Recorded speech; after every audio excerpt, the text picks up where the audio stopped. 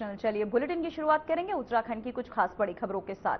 देहरादून में आयोजित विकसित भारत यंग लीडर्स डायलॉग 2025 के अंतर्गत उत्तराखंड के प्रतिभागी दल से संवाद कार्यक्रम में मुख्यमंत्री पुष्कर सिंह धामी ने युवाओं को संबोधित किया। उन्होंने कहा कि युवा वर्ग देश के भविष्य का नेतृत्व करने की क्षमता रखता है और विकसित भारत के संकल्प को साकार करने में उनकी भूमिका निर्णायक होगी।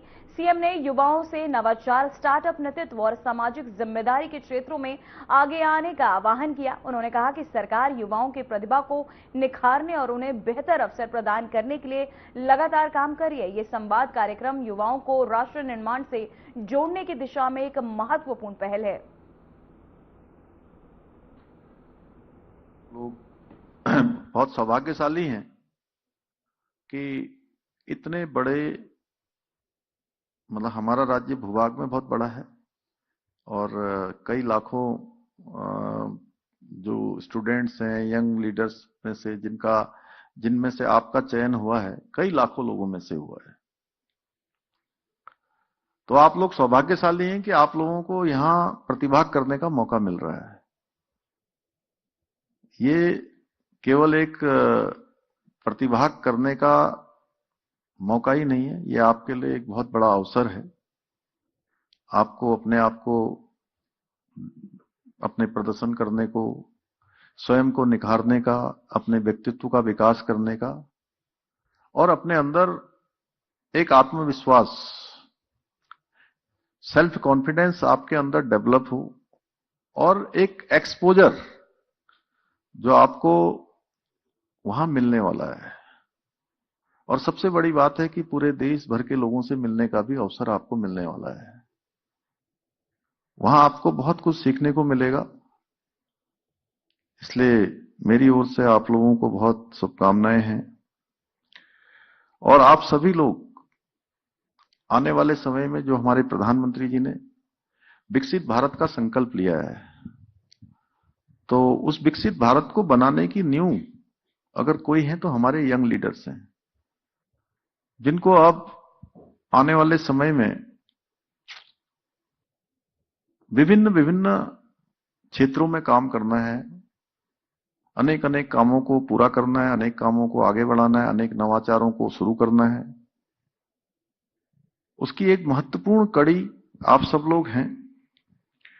और आज भारत एक ऐसे दौर में खड़ा हो गया है कि जहां केवल सपने देखे नहीं जाते हैं, बल्कि सपनों को संकल्प के साथ पूरा किया जाता है। आज दुनिया का कोई ऐसा क्षेत्र नहीं है जहां पर भारत के लोग उसका नेतृत्व न कर रहे हों। भारत के लोग आज हर क्षेत्र में बहुत अच्छा काम कर रहे हैं, चाहे अंतरिक्ष पर जाना हो, चाहे साइंस एंड टेक्नोलॉजी का क्षेत्र हो, खेल का मैदान हो, हर जगह पर आज भारत का तिरंगा शान से लहराने का काम भारतवासी कर रहे हैं। हर एक भारतवासी के मन में आज एक ऐसा भाव पैदा हुआ है, एक ऐसी भावना पैदा हुई है कि हम किसी भी मामले में पीछे नहीं हैं। और सबसे बड़ी बात है कि मैं आप सब लोगों से बात तो बहुत करना चाहता था, लेकिन मैं थोड़ा समय से नहीं आ पाया क्योंकि एक अन्य कार्यक्रम चल रहा था। बस मैं इतना ही कहना चाहता हूं कि जैसा जैसा हम बनने की सोचते हैं, जो जो हम मन में अपने बारे में विचार करते हैं, हमारा शरीर उसी दिशा में एक्ट हो जाता है। आपने कभी देखा कि हाथ से आपका दिमाग चलता हो? आपका हाथ आपके मन से चलता है। आपका मन एक्टिव होगा तो हाथ अपने आप एक्टिव हो जाता है ना। तो इसलिए कहते हैं कि मन में सोचने से, मन में संकल्प लेने से, दृढ़ इच्छा शक्ति से कोई काम हमसे दूर नहीं होता है,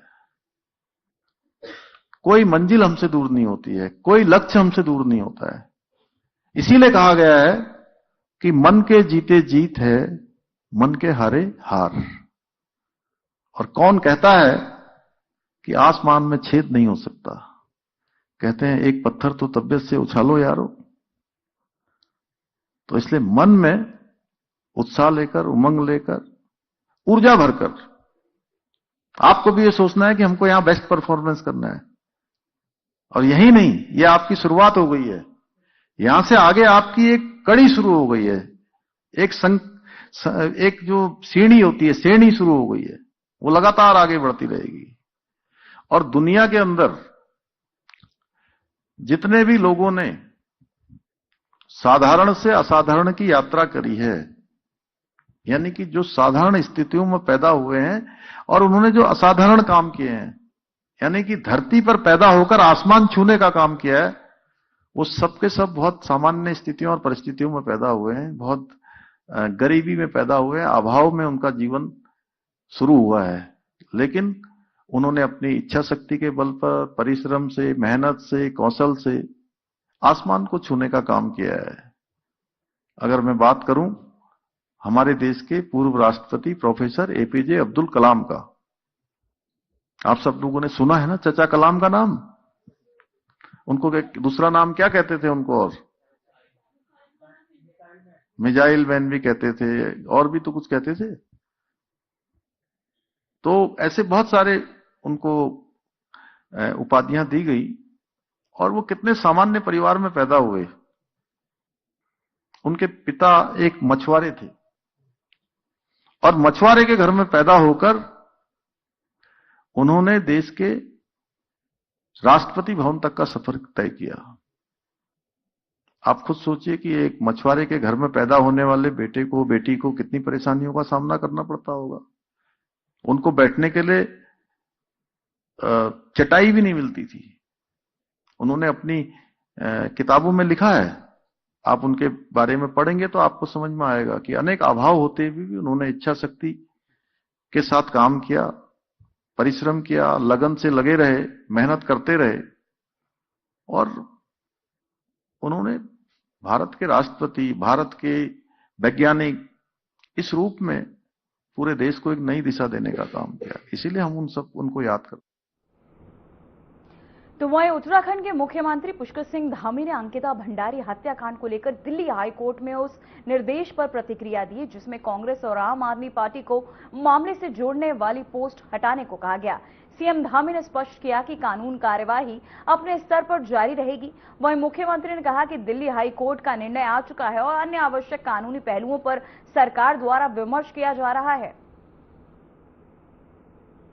कानूनी कार्रवाई अपने स्तर पर चलती रहेगी, उसमें दिल्ली हाईकोर्ट का भी निर्णय आया है, यहाँ भी एसआईटी जांच कर रही है, और हम अन्य भी जो कानूनी जरूरी चीजें हैं उस पर हम पूरी तरह से विमर्श कर रहे हैं। और विमर्श करने के बाद उस पर हम अपने स्तर से जो सरकार के स्तर पर निर्णय लेना है, जो अंकिता के माता पिता का जो हमको कहा है उस पर हम निर्णय लेंगे। लेकिन कानूनी कार्रवाई अपनी तरफ चलती रहेगी। हाँ, यह है कि जिसके कारण से प्रदेश का पिछले 15 दिनों से ज्यादा समय तक समय बर्बाद हुआ है, राज्य की इतनी सारी योजनाएं चल रही थी, लोगों को उससे भ्रमित करने का काम हुआ है, लोगों को रोकने का काम हुआ है, कहीं न कहीं किसी न किसी प्रकार से अवरोध पैदा करने का काम हुआ है, तो उन्हें उत्तराखंड की जनता से माफी मांगनी चाहिए, जो भी जिम्मेदार लोग हैं।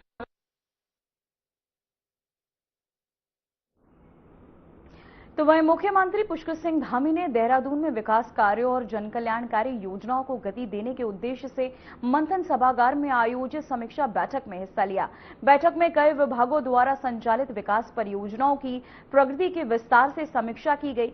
तो वहीं सीएम धामी ने अधिकारियों को निर्देश दिए कि सभी योजनाओं का समयबद्ध और समय सीमा के दौरान ही पूरा किया जाए और कार्यों की गुणवत्ता का पूरा ध्यान रखा जाए और साथ ही कोई लापरवाही भी ना बरती जाए। उन्होंने कहा कि सरकार की प्राथमिकता जनता तक योजनाओं का लाभ पारदर्शी और प्रभावी ढंग से पहुंचाना है।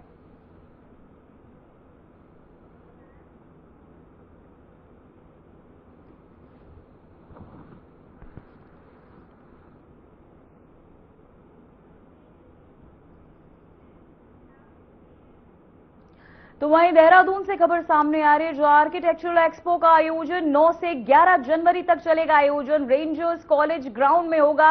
ये कार्यक्रम आधुनिक आर्किटेक्चर डिजाइन का प्रदर्शन, आधुनिक तकनीकों और उत्पादों का प्रदर्शन होगा, जहां लोगों के लिए नई जानकारियों का अवसर भी होगा। तो वहीं आपको बताते चले देहरादून में आर्किटेक्चरल एक्सपो का आयोजन किया जा रहा है। इस कार्यक्रम को कल 11 जनवरी तक रेंजर्स कॉलेज ग्राउंड में आयोजित होगा। एक्सपो में आर्किटेक्चर, निर्माण और डिजाइन से जुड़े आधुनिक उत्पादों और तकनीकों का प्रदर्शन किया जाएगा। आयोजकों के अनुसार यह आयोजन आर्किटेक्चरल्स, बिल्डर्स और आम लोगों के लिए नई जानकारियां और को प्रदान करने का अवसर भी माना जा रहा है। तो वहीं आपको बताते चले एक्सपो को लेकर तमाम जानकारियां जो है लोगों से साझा की जाएगी। इस दौरान देहरादून में पहली बार 9 से 11 जनवरी 2026 तक रेंजर्स कॉलेज ग्राउंड में 3 दिवसीय आर्किटेक्चरल एक्सपो आर्चेस का आयोजन किया जाएगा। इस प्रदर्शनी में आर्किटेक्चरल और साथ ही इंटीरियर, एक्सटीरियर और कॉन्ट्रैक्ट में और साथ ही आपको बताते चले कंस्ट्रक्शन मटेरियल इंडस्ट्री से जुड़े नवीनतम ट्रेडर्स और तकनीकों को एक मंच पर प्रस्तुत किया जाएगा। देवभूमि आर्किटेक्ट्स एसोसिएशन और लघु उद्योग भारती के सहयोग से आयोजित इस एक्सपो का उद्देश्य आर्किटेक्ट्स और इंडस्ट्री के बीच संवाद और नेटवर्किंग को मजबूत करना है। वहीं आयोजकों के अनुसार आपको बता दें देहरादून में न केवल स्थानीय आर्किटेक्ट्स और डिजाइनर्स को राष्ट्रीय ब्रांड से जोड़ने का अवसर मिलेगा,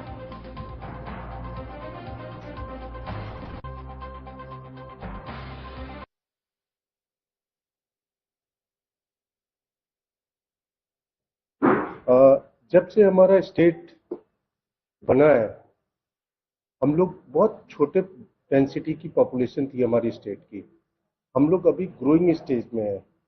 जैसे हमारे पूरे इंडिया का ग्रोथ हो रहा है, उस तरह से स्टेट भी हमारा नया है, इसमें भी ग्रोथ, डेवलपमेंट, सारी चीजें चल रही हैं।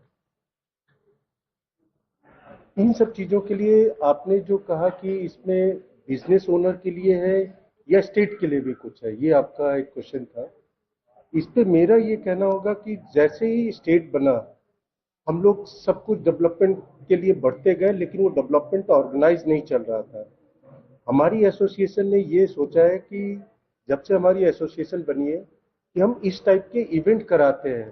तो हमारे यहाँ सबसे बड़ा प्लान का रीजन ये है कि हमारे पास एम्प्लॉयमेंट के सोर्सेस कम है।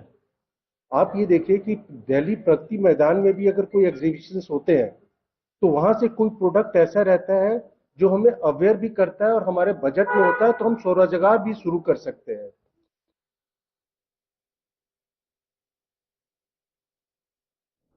तो वहीं ऑडियो वायरल मामले में सुरेश राठौर का बयान सामने आया। उन्होंने कहा कि वह पुलिस और एसआईटी जांच में पूरा सहयोग करेंगे और जब भी बुलाया जाएगा उपस्थित होकर बयान देंगे। राठौर ने वायरल ऑडियो के तोड़फोड़ और साथ ही आपको बता दें कि तोड़ मरोड़ को पेश किया गया, ये भी उन्होंने बताया और साथ ही कांग्रेस पर राजनीति करने का आरोप भी लगाया। उन्होंने कहा कि किसी अधिकारी, नेता या मुख्यमंत्री के लिए कोई ऑडियो वीडियो जारी नहीं किया गया और उन्हें निष्पक्ष जांच व उच्च न्यायालय पर पूरा भरोसा है।